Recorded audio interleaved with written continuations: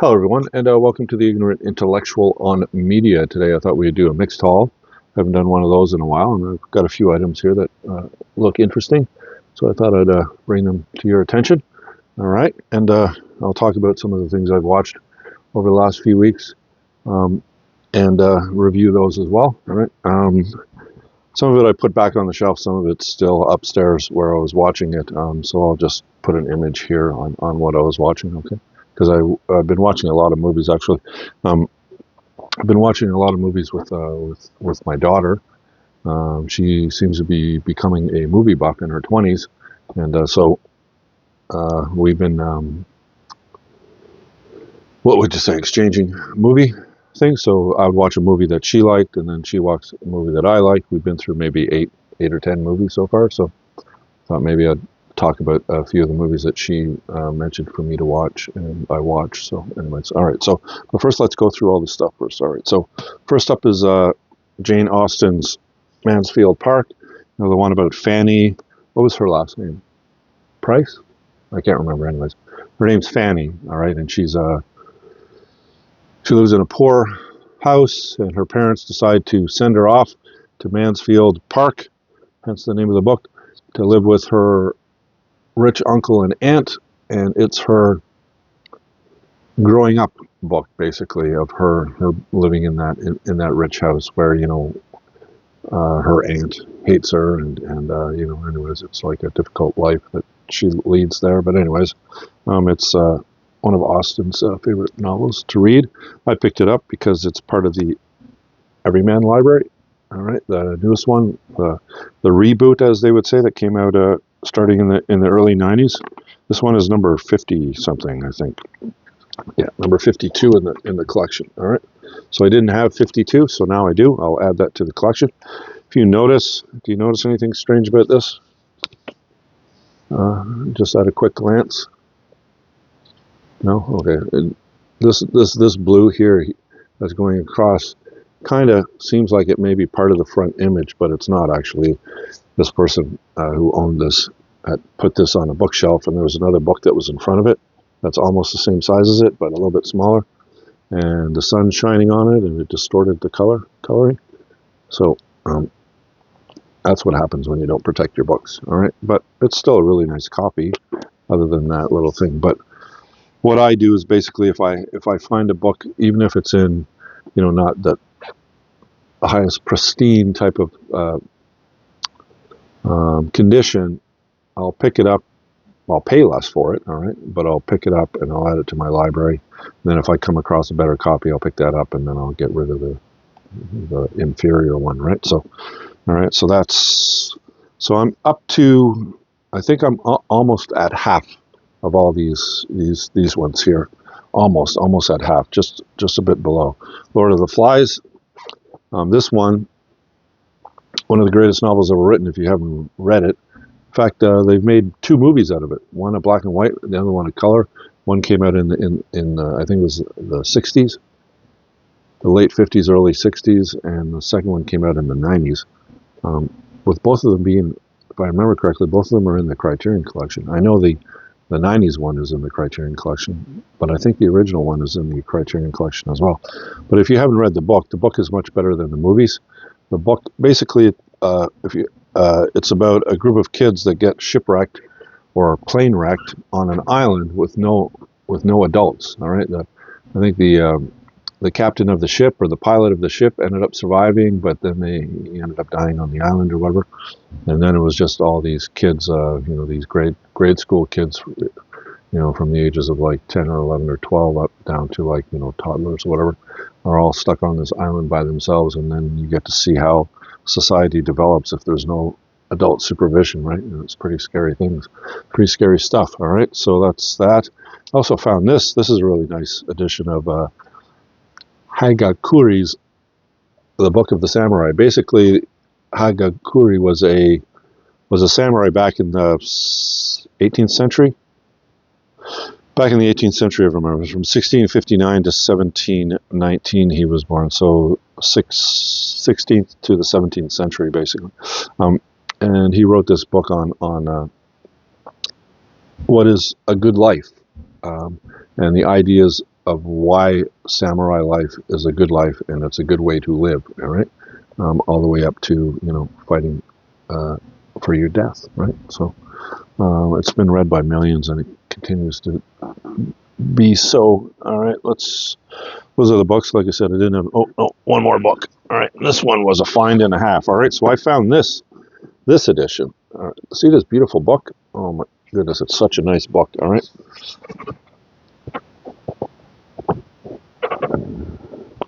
It's got gold.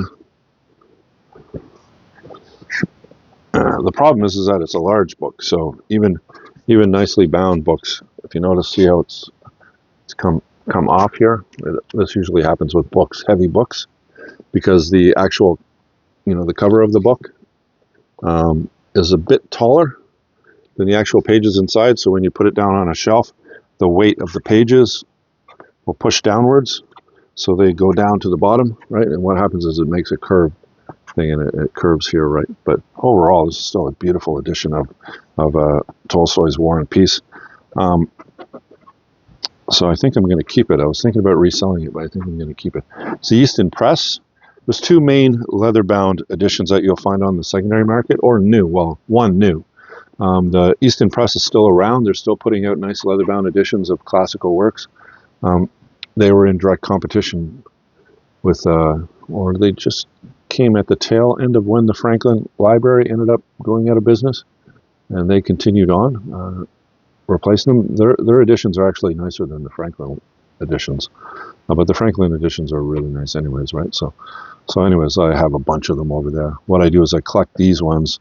I collect these volumes on books that I've read and that I've enjoyed, right? So I've read War and Peace. Don't let well, see, this one is one I've read War and Peace, but I didn't think it was all that great of a book. All right, I don't know, maybe it's lost something in translation, but and it's a really big book, and I spent a really long time reading it, and people just love Russian authors. I don't know why, but when I put up books for sale, Russian authors sell quicker than any other type of author. And I don't fucking like Russian authors very much. I read Crime and Punishment. I thought that was okay. I read Notes from the Underground. I've read War and Peace.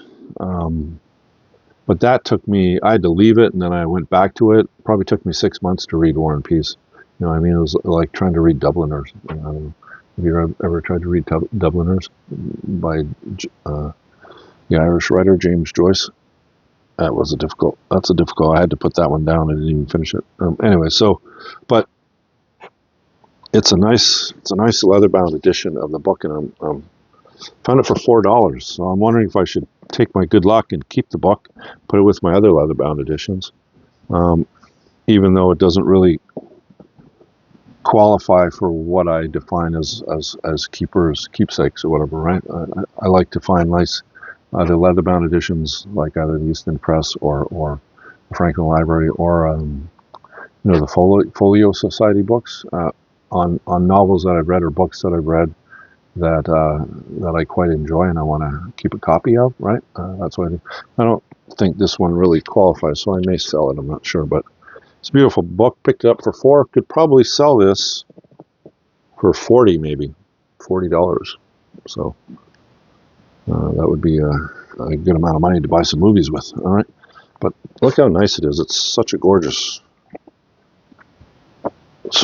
And even though it's a thick book, look how small the print is in it, just to fit this book into a reasonably sized book, right?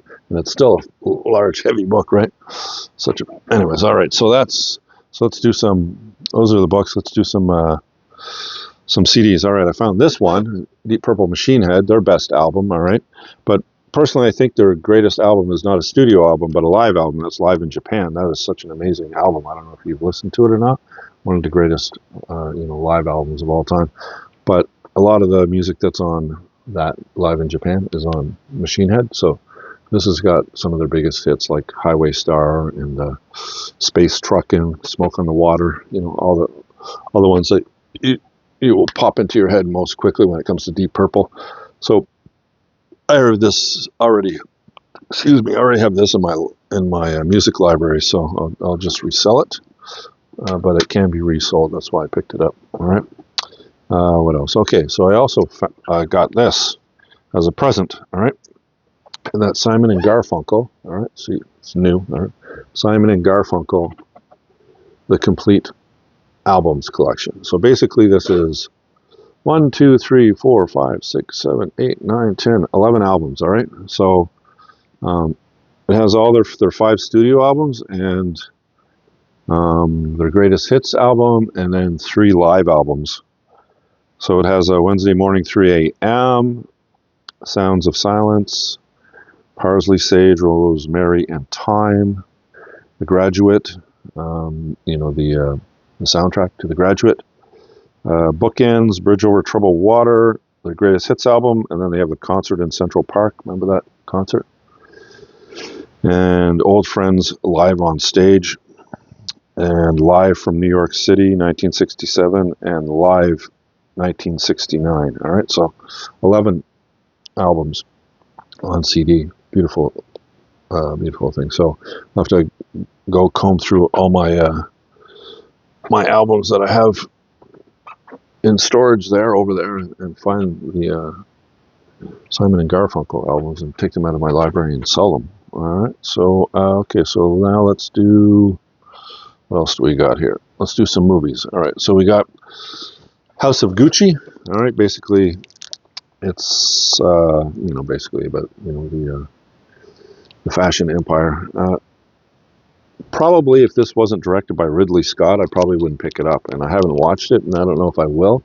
But I'm a completist when it comes to my favorite directors, and he's one of my favorite directors. So he did this. So I'll probably end up watching it, even though I have no interest in Gucci, right? Just because Ridley Scott directed it. All right. I did watch this one. This is Knowing. I don't know if you. I think this is an Alex Prohass. Is that how you pronounce his name? Who I also collect. This wasn't all that great of a film. It was okay. Basically, it's about Nicolas Cage, who ends up coming across a list that was put out by a grade school girl to be put into a time capsule and buried for 50 years. And after the 50 years came out, his son ended up getting an envelope from the girl from 50 years ago, and all it is numbers on it. And Nicolas Cage figures out that those numbers actually predict world disasters, and they're all finished except for 2. There's 2 in the future that haven't occurred yet, and he knows when and where they're going to occur, and he's going to try to stop them. Obviously, he doesn't want a whole bunch of dead people, but anyways, everybody thinks he's crazy, right? Anyways, it's an okay film, but like I said, I like Alex Prohass, so I got it.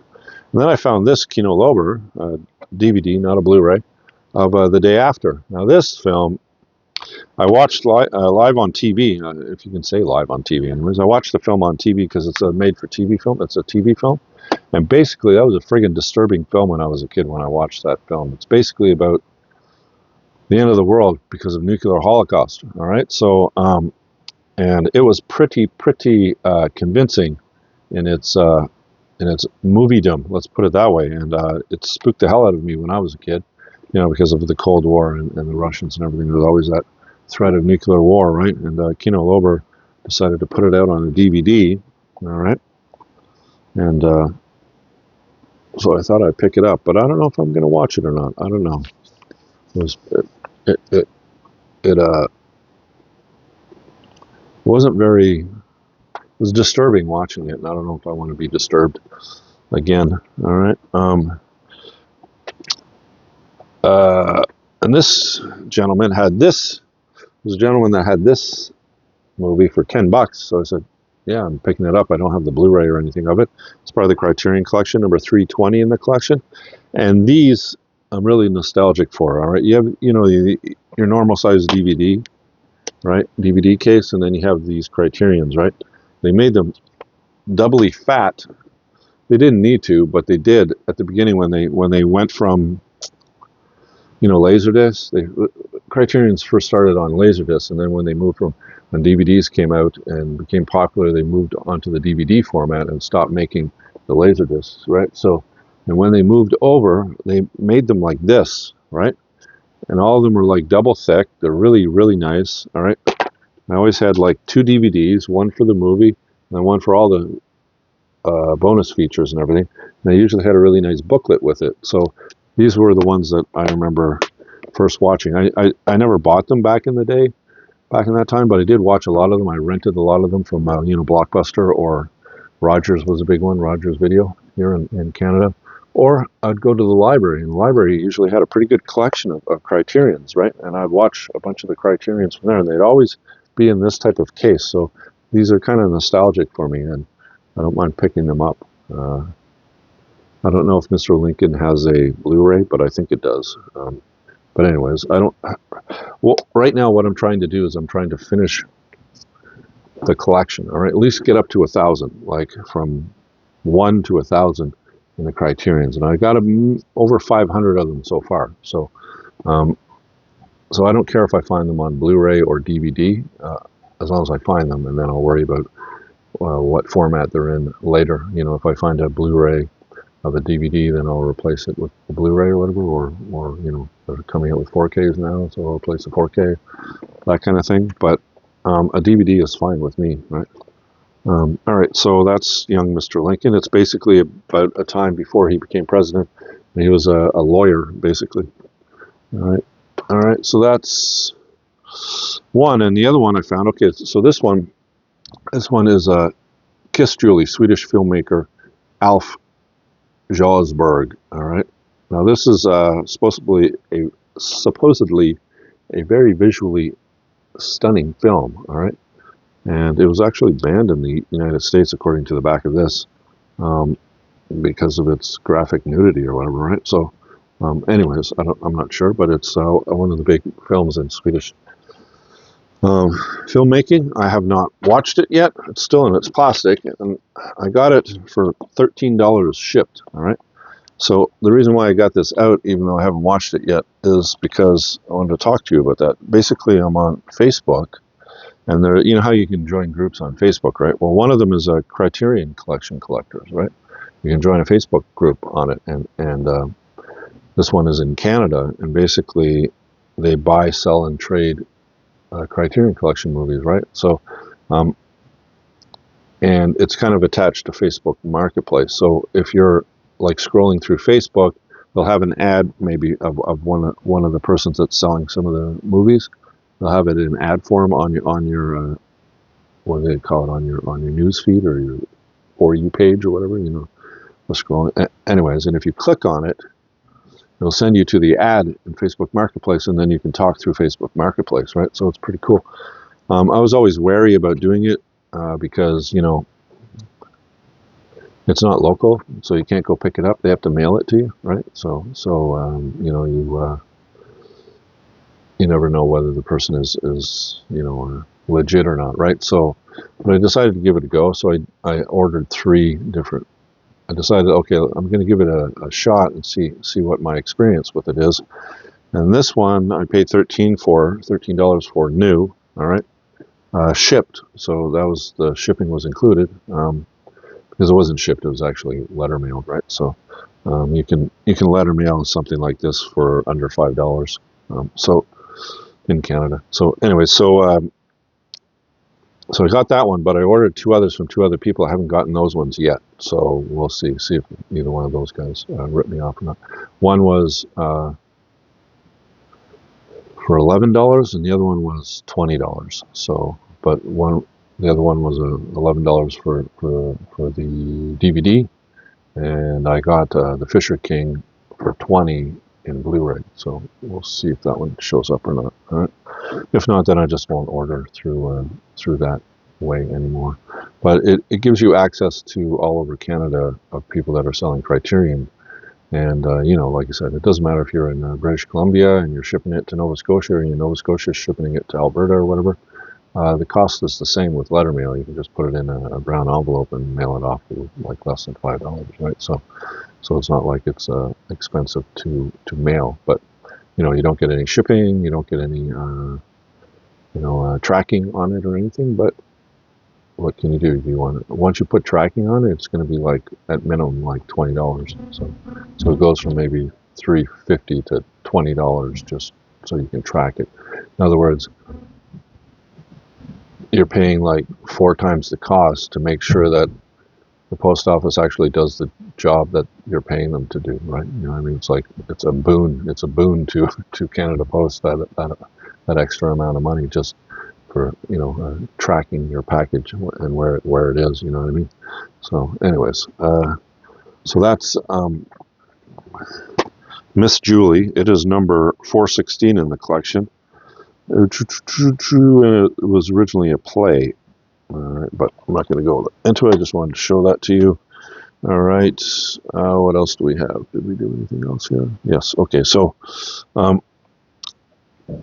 I went into a thrift store the other day, and I actually found some LPs, really beautiful in beautiful shape, nice LPs of somebody that isn't a Nana Muscuri or Engelbert Humperdinck or anyways, like there's so many LPs that are just like garbage or whatever, and those are the ones that you find in thrift stores. I haven't found any really, half decent LPs in any thrift store that I've ever visited until now.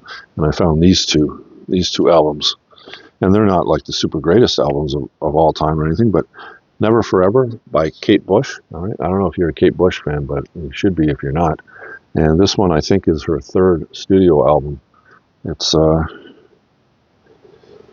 Babushka is the one that's on this one. It's probably the most famous song off of this album. All right, so I didn't have this album, so I picked this up, and it's in really nice condition. Look how beautiful that is. It's not. You don't get that circle thing around it or anything. When I check the actual disc itself, the record itself, it's really nice. The only problem is this person wrote their name on the back of it. All right, but anyways, it's a really nice condition for an 80s album. And I found this one, and this one does have that that circle outline from where the record is, and it's Avoid Freud by Rough Trade. I had all their other albums, but I hadn't found this one yet, and so it's really nice. This is one that has their most famous song on it, which is High School Confidential, if you didn't know that. All right, so those 2 albums. All right, so let's talk about some of the movies that I've watched lately. All right, so the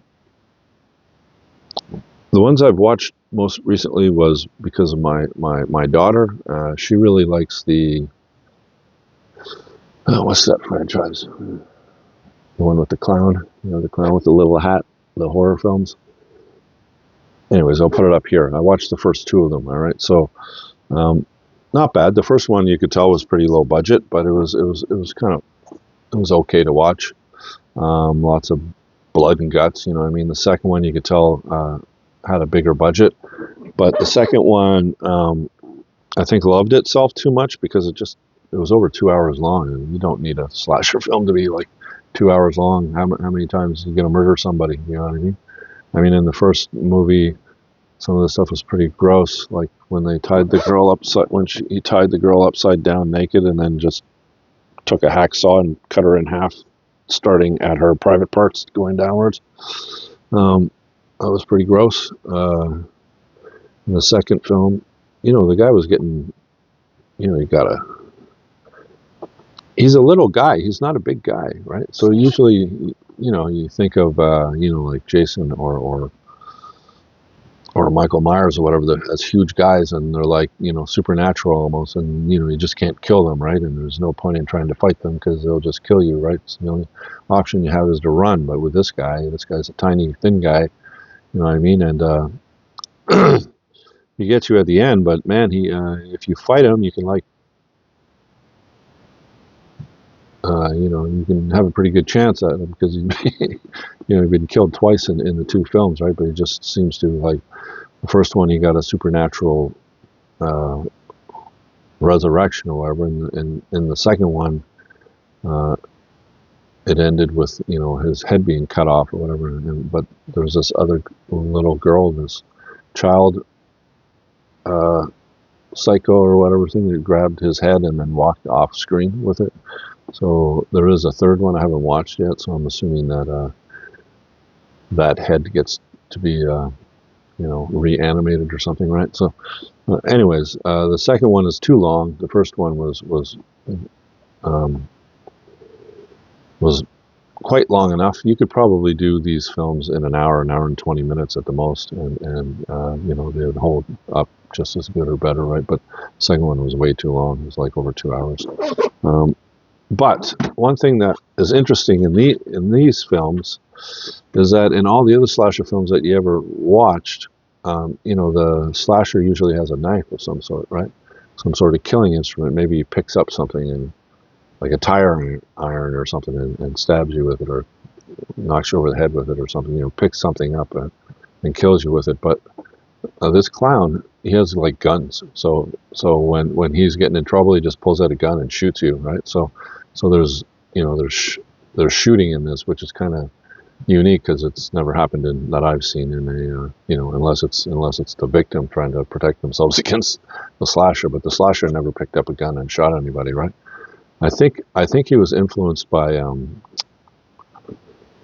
Ryan Reynolds as Deadpool, right?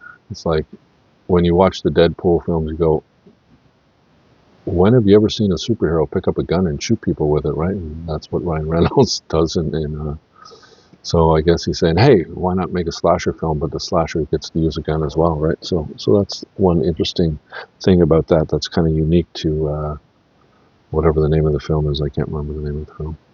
But anyways, it was the use of a firearm in it, right? Yeah, you're not going to get hacked with a knife or a saw or something. No, you get too close to the guy and you hurt him or whatever, he'll take out a gun and shoot you, right? So anyways, all right, so that's one of the movies. I also watched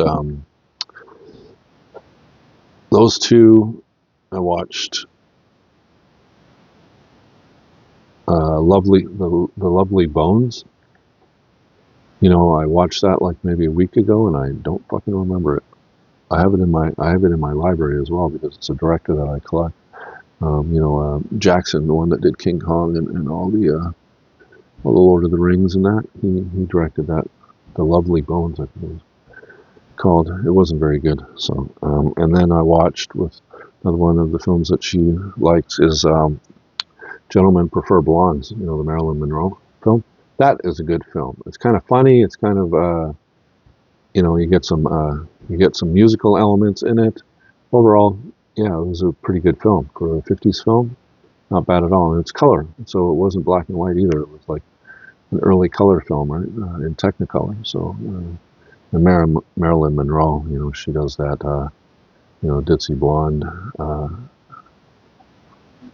act like to a T, right? You know what I mean? But she's kind of like slyly smart in the background if you listen to her. You know what I mean? If you listen to, anyways. But yeah, overall, that's basically a very good older film. If you want to try some Marilyn Monroe films, that film I would highly recommend.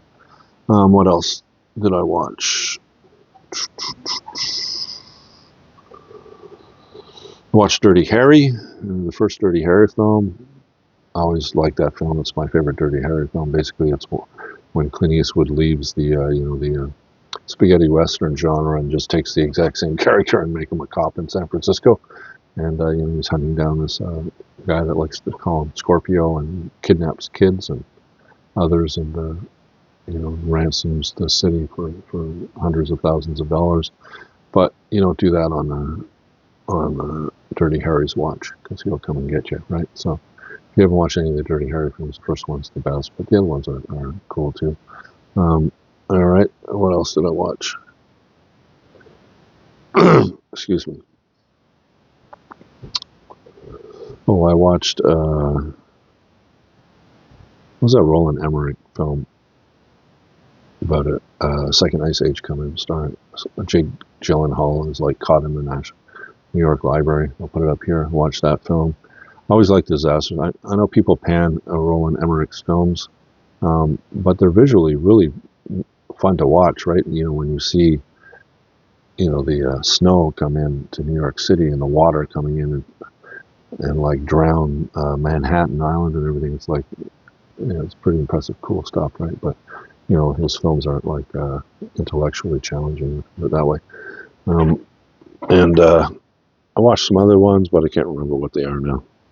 Anyway, so that's pretty much it. Hope you enjoyed the video. If you did, leave me a thumbs up. Think about subscribing, and I'll talk to you in my next video. And you have a great day. And bye for now.